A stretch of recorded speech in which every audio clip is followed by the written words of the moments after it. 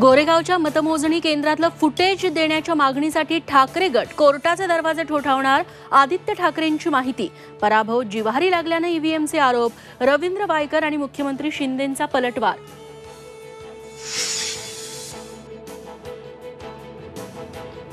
EVM hack करणं अशक्य. मुंबई उत्तर पश्चिमच्या निवडणूक अधिकारी वंदना सूर्यवंशींचा दावा.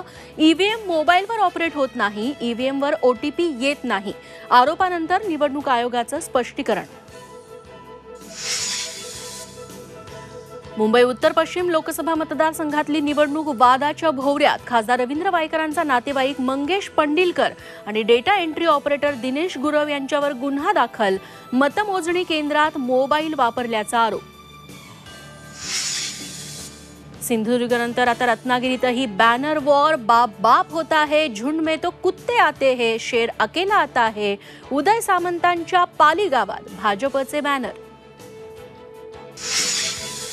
राज्यातल्या विद्यार्थ्यांसाठी आनंदाची बातमी. शाळा आणि कॉलेजमध्ये मिळणार एसटी बसचा प्रवासी पास.